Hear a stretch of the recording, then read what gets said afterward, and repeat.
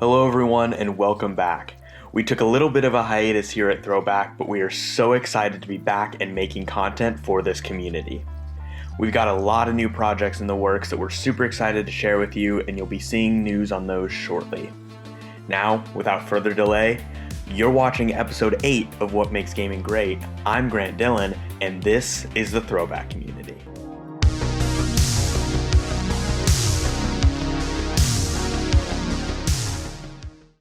In this video, we'll be transitioning from the Bungie era of Halo to the 343 Industries era with a look at Halo 4.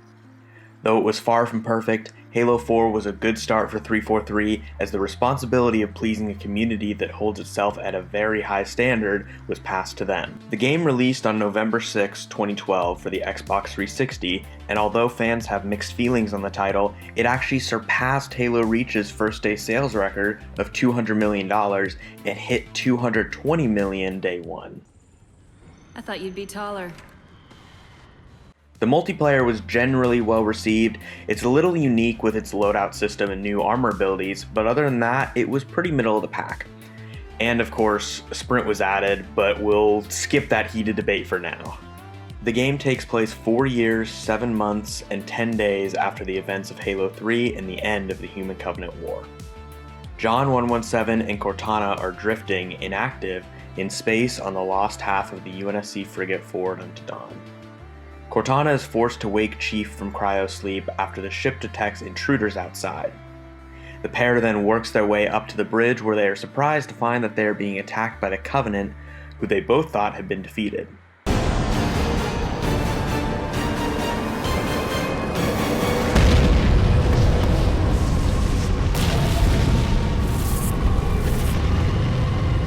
They then realize they are being pulled into a Forerunner shield world, later known as Requiem. After crash landing on Requiem, Cortana informs Chief of her condition called rampancy.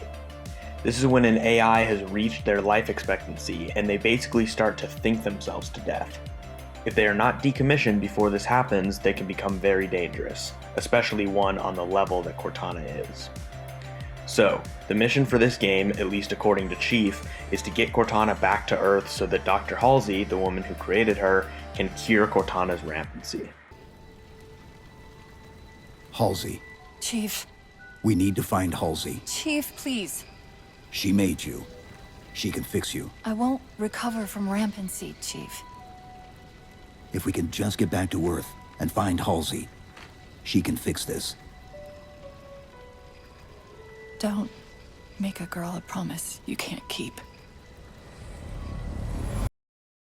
While trying to find a way off the planet, Chief and Cortana receive a transmission from the UNSC Infinity as the ship has found the shield world Requiem. While Chief tries to warn them of the danger, it is too late and they are pulled into the artificial gravity well of the planet. Chief and Cortana are then tricked into making their situation a whole lot worse. After deactivating what he thinks are comm jammers, Chief releases the Didact from his imprisonment on Requiem. The Didact is one of the Forerunner's greatest warriors and was the general of their armies. This is the first time we get to see a live Forerunner in-game, and it does not disappoint. It is so cool. The Forerunners have returned. This tomb is now yours.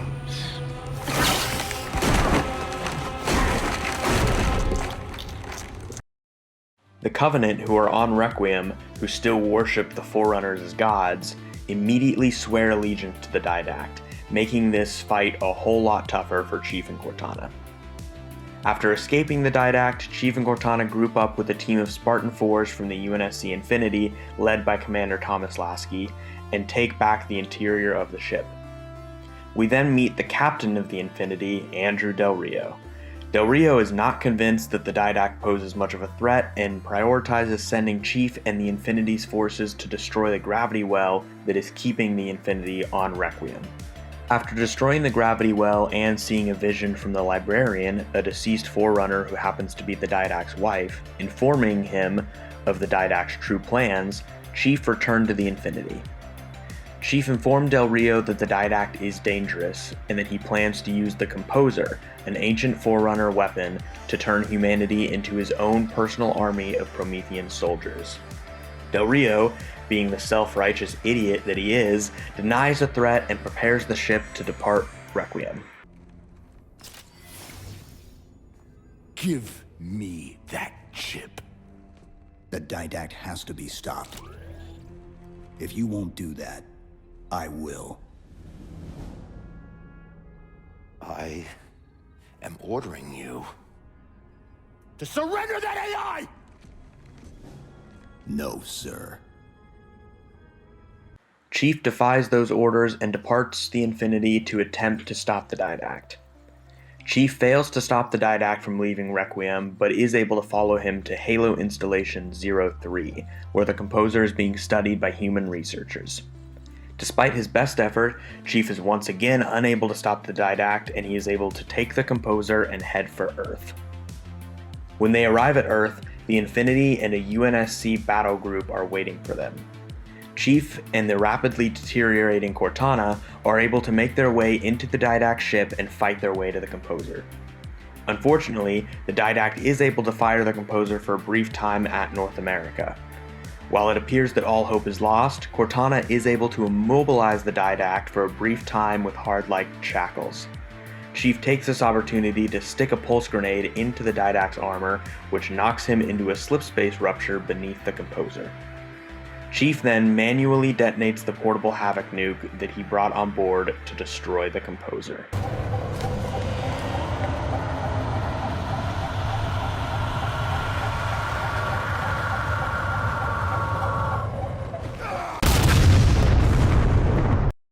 With the last of her power, Cortana teleports John away from the explosion and meets him in a bubble of hard light, saving him. This is the most emotion we've seen from John in the series, as he tells Cortana that he was supposed to protect her. John.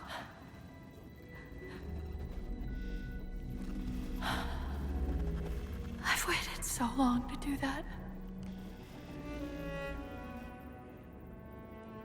It was my job to take care of you. We were supposed to take care of each other. And we did. Cortana, please. After their moment, Cortana fades away, and Chief eventually returns to Earth, albeit alone.